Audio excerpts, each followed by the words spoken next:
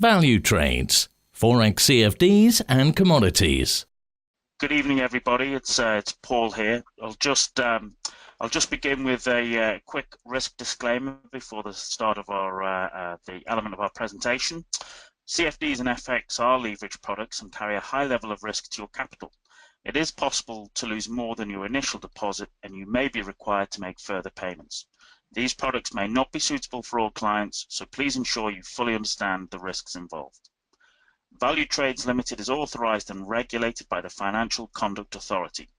The information on this webinar is not directed at residents or nationals of the United States and is not intended for distribution to or use by any person in any country or jurisdiction where distribution or use would be contrary to local law or regulation.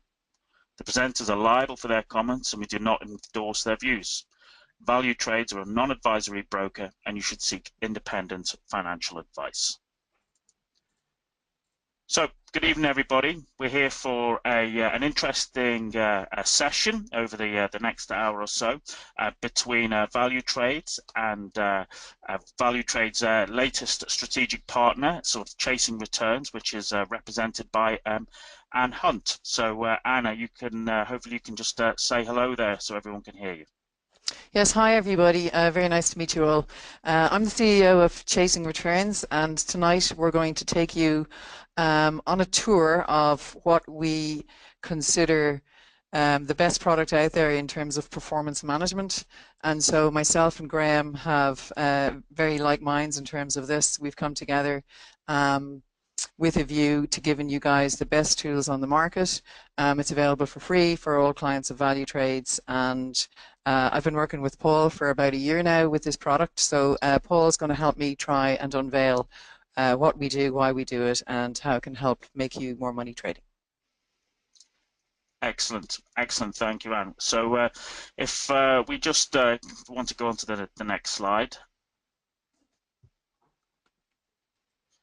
As Anne said, she's the CEO of Chasing Returns, and myself, I'm one of the presenters here at Valutrades, but I'm also a performance coach to institutional and retail traders, and I have been using the Chasing Returns tools for about the last 12 to 18 months in my work with traders. So what we have here this evening is a fascinating opportunity to talk through not only what Chasing Returns can offer to you as a trader in helping developing performance, but I'll also be able to add insight based upon my own experience trading and also my experience using the Chasing Returns platform and working with traders over the last 10 years or so. So we've got a lot to cover and a lot of fascinating details to discuss between us. Excellent. So here we have the Chasing Returns process, which we're going to talk about, and really I'm just going to introduce on this particular one. I'm just going to hand over to Anne, and she can give you a great deal more insight into the actual process, and as we go through the remainder of the session, we'll be able to touch upon how these elements will help you as traders. Okay, thank you, Paul. So we're going to do this presentation in kind of two stages. So this first set is a set of slides to try and explain what our vision is, how we think we can help you, and then we're going to switch over to an actual live demo using a real trader that myself and Paul have done some work with, and talk to you about how they monitor their trades. So we think about Chasing Returns in terms of a three-step process currently. We start with what we call our dashboard, and really what this is all about is we take all of your trade history. So anything that you've traded from, you know, if it's 6 months, if it's a week, if it's 10 years, the more of your trading data you put into the platform, the more interesting insights you can get about your own behavior.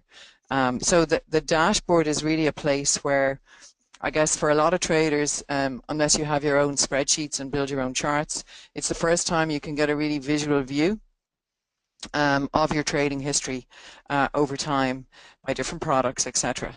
And what we do with the dashboard is we kind of look at profit and loss, and we'll go through the metrics that we look at, but we also introduce you to the concept of KPIs, key performance indicators. So this is how we should measure ourselves as traders, not just about are we up or are we down, but we need to look at important facets of our trading, like our risk-reward ratios, our batting average, etc. So the dashboard is a really simple visual tool that's going to kind of baseline your trading for you. Then once everybody's familiar with their own pattern of behavior in terms of the dashboard, we're going to introduce you to the game plan. And this is where a lot of the smart analytics of the platform sits. And so what the game plan is doing is, regardless of what kind of a trader you are, we look for inconsistent behavior in your trades, right? So our goal is to find where you're better and where you're worse. And the idea about this is, once you have an edge, whether it's a strategy edge or a psychological edge, you can use that to your advantage, because smart money management lets you put your bets in the right place as opposed to trying to put the same bet size on every trade. So we'll talk a lot about the game plan in this session. And then the third part of the process is a journal. So once you start to understand how you want to improve your trading, we highly recommend tracking.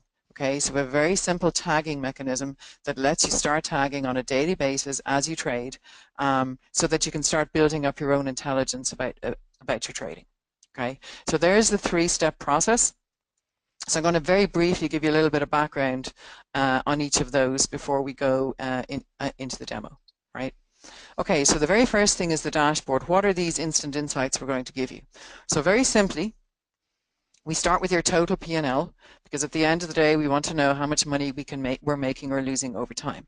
Okay, but there's more to trading than P&L, because it can be made up of very large losses from a few trades, or it may be made up of very small losses on a lot of trades, or it could be anything in between. So the second thing we look at is average P&L, which again lets you look at over time, you know, how do I do on average?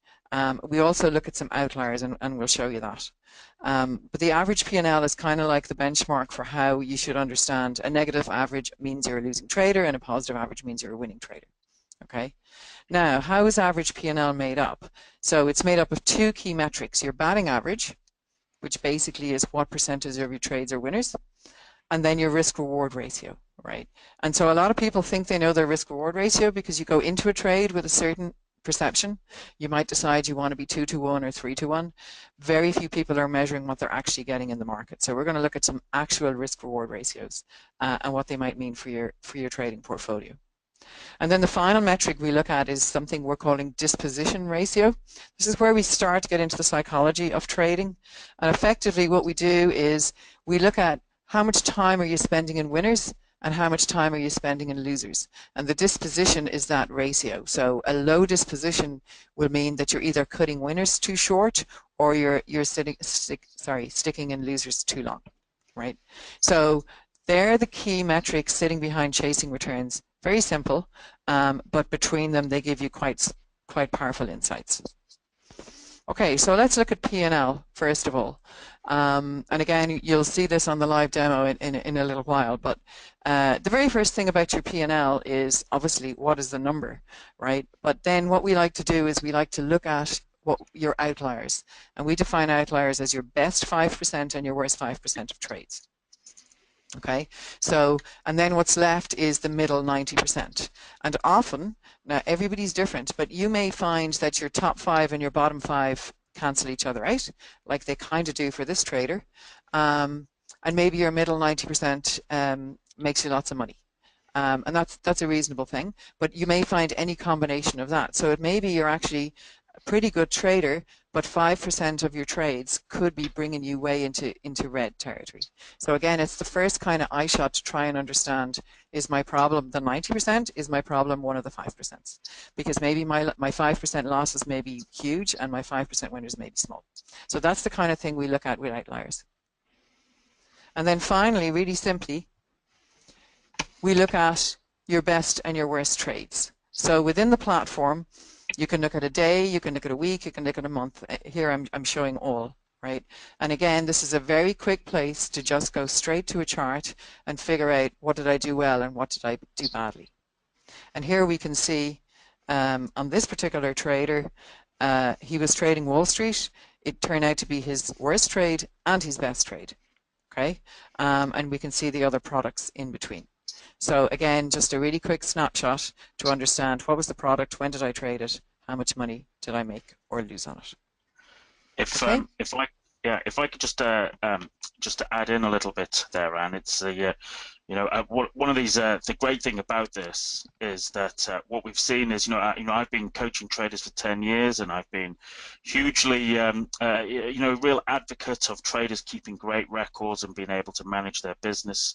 But most people have had to do that manually, either in a paper journal or on a spreadsheet. Okay, and if you're a very active trader, if you're a very active intraday trader, some people can find that a little bit of a a little bit of a chore, shall we say, and it doesn't encourage them to continue with that.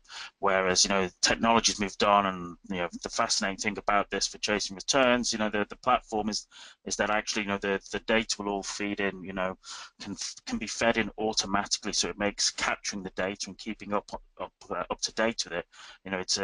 It's a massive improvement in terms of the sort of, let's say, the energy and commitment required for traders. So it's a massive benefit to traders to help them. Okay, thanks, Paul. So a little bit about batting average and risk reward, just to make sure everybody understands where we're coming from. So at Chasing Returns, for batting average, we have a really simple explanation. You either lose too often, which is your batting average, or you lose too much, which relates to your risk reward. And it's the combination of those two things that cause people to lose out in the markets or to not make the targets that they're actually looking for. Okay, so how do those two metrics work?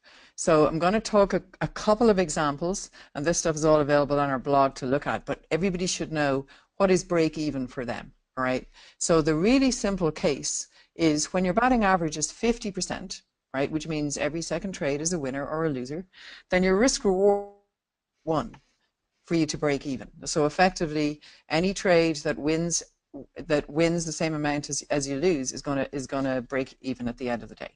Okay. Now there's a lot of subtleties in terms of hitting your risk reward. So you may go into a trade with a 2-to-1 target or even a 3-to-1 target. Everybody has to factor in slippage, maybe missing a stop, maybe moving a stop, all the things that can happen to you, which means that the risk reward you actually deliver for yourself is not necessarily your target. And one of the things that we're very clear about is measuring the actual risk reward you're getting on a trade. Okay, so here's a simple example of a break-even trader, a 50% batting average and a risk to reward of 1.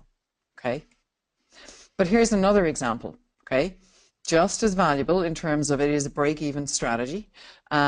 Here the batting average is only 33%, so this trader is only winning 1 in every 3 trades. Okay, so for that trader to break even, his risk reward needs to be 2-to-1, so those winners have to be twice as big as losers. So obviously that's a very, very different strategy for somebody to be trading. And there is some negatives with low batting averages, which I'm going to get on in a second. But hitting a target risk reward of 2 means you probably need to be targeting a lot higher than that to factor in the factors that we spoke about a minute ago in terms of slippage, etc. Paying your margins, paying your fees. And finally, just a quick example from the other side of it.